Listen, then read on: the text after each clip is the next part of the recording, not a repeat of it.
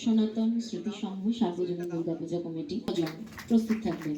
এই দুটি ক্লাব প্রস্তুত থাকবেন।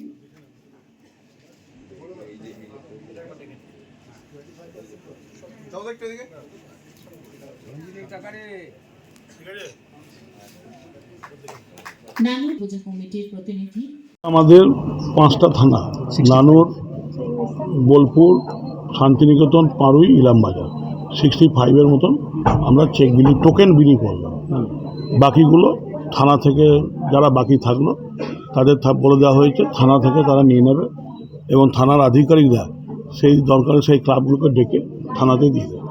আচ্ছা, এইবার কি অনুদান নেওয়ার কি কোনো প্রবণতা তেমনভাবে দেখা যাচ্ছে? প্রচণ্ড।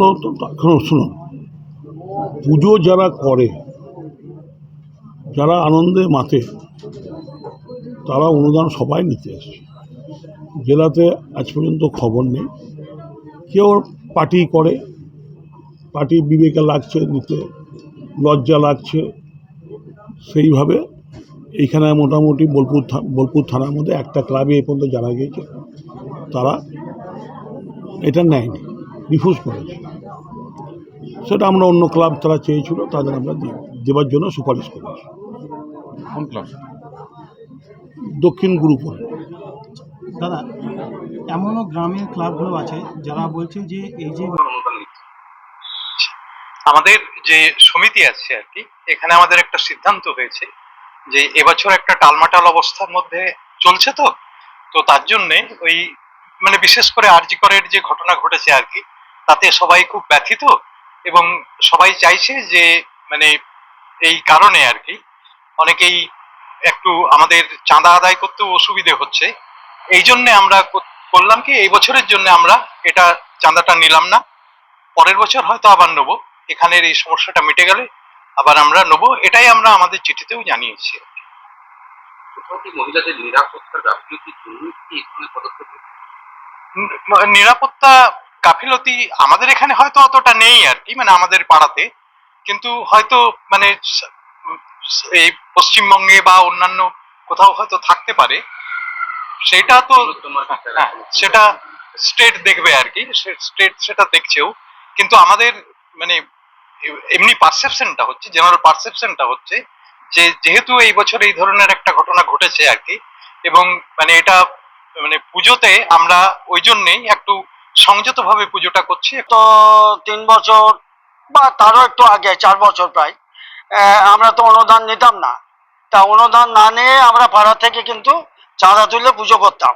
আর আমরা চাঁদা কিন্তু পাড়ার বাইরে গিয়ে তুলি না, আমাদের পাড়ার মধ্যে যেটুকু সামর্থ্য অনুযায়ী যা দেন সেই দিয়ে আমাদের পুজো হয়।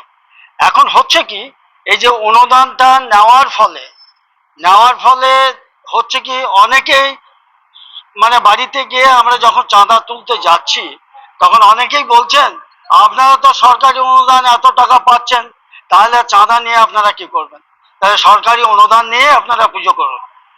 তা মানুষকে আর বুঝাতে পারছি না আমরা।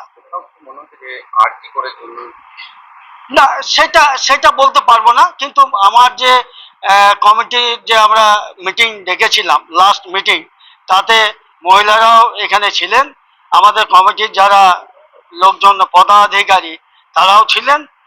সবাই সিদ্ধান্ত হয়েছে, এবং দেখুন এখানে কোনো পার্টিবাজি নয়, এটা পার্টির ব্যাপারটাই নেই, কেননা এখানে এই ক্লাবে সব রকমের লোক আছে, কেউ তৃণমূলও করেন, কেউ কংগ্রেস করেন, কেউ হয়তো বামপন্থীরা করেন, বিজেপি করেন, এই ধরনের মনোভাবাপন্ন লোকজন আছেন।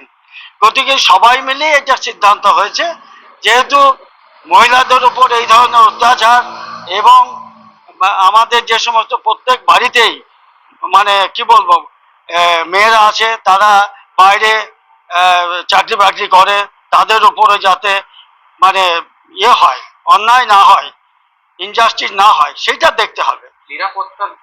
নিরাপত্তার জন্যই এটা মহিলারা, মূলত এখানে মহিলারা এবং আমার যে সমস্ত এক্সিকিউটিভ মেম্বাররা যারা আছেন পুজো কমিটির, তারা সকলেই একমত হয়েছিলেন যে না, এগুলো একদমই ভালোভাবে দেখি না। কারণ আমার ব্যক্তিগত মত বলতে, আমরা এই শুধু এই গুরুপল্লীর, আমাদের এই দক্ষিণ গুরুপল্লী নিয়ে আমরা আমাদের পাড়ার থেকে চাঁদা তুলি, আমরা বাইরে থেকে চাঁদা তুলি না। এখান থেকে চাঁদা তুলে আমাদের যেটুকু পুজো হয়, যেটুকু দিয়ে আমরা সেটুকু দিয়ে পুজো করব। আমাদের জাঁকজমক দরকার নেই, আমাদের মানে আন্তরিকতা থাকলে আর ভালোবাসা থাকলে আমরা এইটুকু দিয়ে পুজো করব। কোথাও কি ভাবছি যে আগামীতে আমাদেরও বাড়িতে নিয়ে আছে? একদম একদম, সেই জন্যই তো আমিও তো একজন মা, আমার তো মেয়ে আছে, আমার ছেলে আছে, মেয়ে আছে, আমিও তো একজন মা। আপনার ছেলে মেয়ে আমার ছেলে মেয়ে, ছেলে থাকে আমার কাছে, মেয়ে থাকে বাইরে। কোথাও কি ভয় হয়? হ্যাঁ, কোথাও কি ভয় হয়? না, হ্যাঁ নিশ্চয়ই, ভয় তো হয়, আতঙ্কে তো সবসময় থাকি। বাকি থেকে কেউ কি এসেছিল যে কেন নিচ্ছেন না তারা জানার জন্য? না, আমার কাছে কেউ আসেনি, কিছু বলেনি।